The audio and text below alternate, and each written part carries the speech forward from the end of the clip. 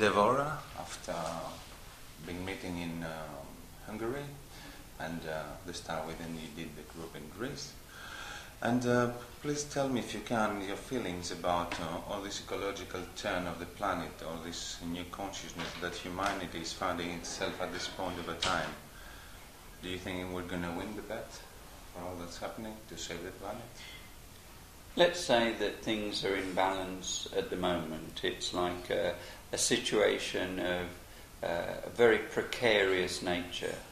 We're reaching a point where, unless something fairly radical changes fairly soon, then humanity is really doing something very dangerous in relation to its survival upon the earth. And that is something which, let's say, more and more people are becoming aware of.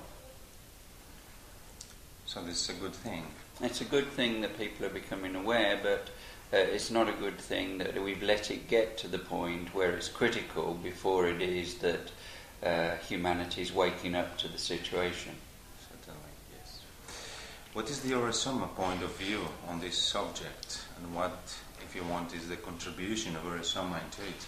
Aura-Soma is very much a company, a system that is really looking at how we can help in that awakening process in relation to the being of the earth and her needs at this point in time.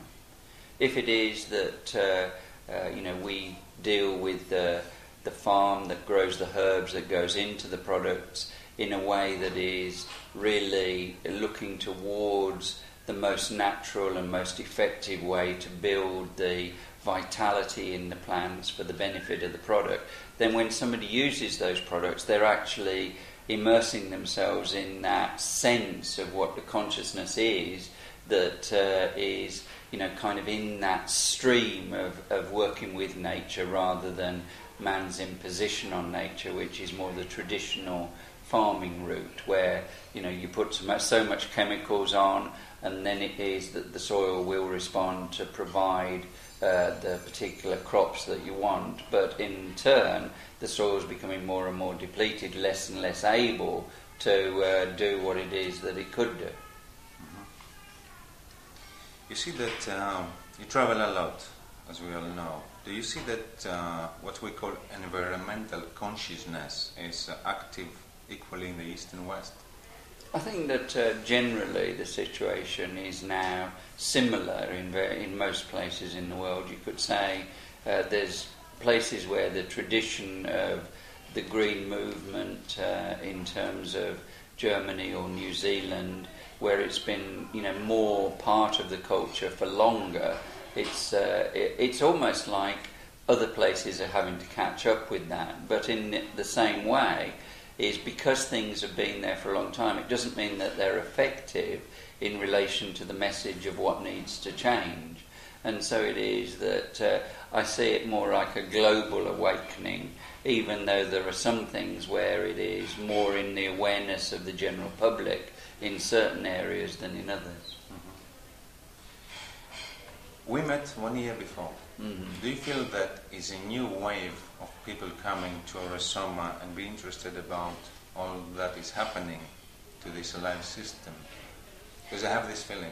Yes, I think that at this point in time, new people are coming into the awareness of the implications of what colour is in their lives, and using these tools, which are the Aura-Soma products, to help themselves in their journey towards themselves. And part of that is also being able to respond, to be responsible in relation to our situation on the earth, and responsible in relation to one another. Mm-hmm. So, first time I heard about these astrochemical salts, Mm-hmm. these ones. Yeah. Would you like to tell us some things about those? It's basically every cell in the body has core nutrients that helps it to function optimally. Let's say that through what we understand in an Aura-Soma perspective is you are the colours you choose, and these reflect your being's needs. So you are the colours you choose means that the colours that you choose reflect the consciousness of what it is that you are. It's a consciousness of all of the aspects of your mental, emotional, spiritual and physical well-being. So then the being's needs, the physical part of the being's needs, are the cellular level of the information that is needed for those cells to optimally function. The being's needs, therefore, are reflected in the colours that we choose. Somebody particularly chooses a yellow-red bottle, it means that they're going to have a relationship in terms of their needs with two cell salts, which would be magnesium phosphate and also kalium phosphate. That would be the yellow salt with the red salt. And so when we do that analysis, or when we do that selection of bottles, we're actually also saying, well, actually at a cellular level, this would be information from the salts that would be helpful in relation to the cellular nutrition, helping to bring about more of a holistic health. So it's very helpful for every day. Yeah. Very, very helpful for giving the background information that we're likely to be depleted in. Say, for example, you are a particular star sign, and your star sign is, for example, Pisces. And then in your colour bottles you are attracted to the deep magenta bases. There's a correlation between the Piscean salt, ferrum phos, the iron salt within the cell salts, and that Piscean energy. So we tend to use up what we are, not what we're not.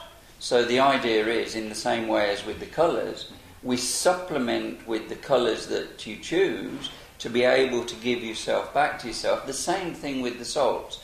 Like somebody who's Piscean, who's attracted to that deep magenta salt, is also working with the ferrum phos. It's a sort of a relationship that seems to work across many levels. Mm-hmm. Great. Sounds great to me. How was your visit in Greece and the star within we had last week? I really felt there was a new beginning in Greece. I've enjoyed many times going to Athens or going to Crete and so on, but I really felt in this group a new beginning, different people emerging. There were some old teachers there, some teachers that have worked with Aura-Soma for a long time, but even within them I felt a new spirit emerging, and I feel this is very positive in Greece at this point in time. That makes me very happy also. When is your next visit to Greece? I can't answer that question, Michael. I don't know. I would like to say that I look forward to whenever that can be, and that's not necessarily so much in my hands as your hands and your negotiation with the people who organise my diary. Yeah. What is that you would like to say to the readers of Feng Shui and modern life, and to those who are going to see this interview? I think that my principal feeling, about the magazine is that it's bringing a new understanding into the Greek language, into the Greek understanding, and that new understanding is also something very ancient. And I think that it's very needed at this time that new perspectives begin to emerge. And I think the essence space that you created, which is joined in some ways to the magazine, is a very beautiful space to be able to begin the new work. And I think that many people will find that a resource, and that space a resource in relation to working with themselves and what it is that they can access through that space to be able to go deeper into the kind of subjects that you're touching in the magazine. All of these things are useful at this point in time to be able to take people out of the traditional ways of looking at things and to begin to look at things from different perspectives. And I think we as humanity need to do that. We need to look at things in a new way, because some of the old ways have led us to the critical point with the earth and the being of the earth that we're in at the moment. So new ways of looking at things that are also steeped in the most ancient wisdom are very, very much important in my mind at this point in time. I'm glad, because this is the spirit behind everything. Mm. So, thank you very much. Okay. And we've been seeing. Good. Looks good.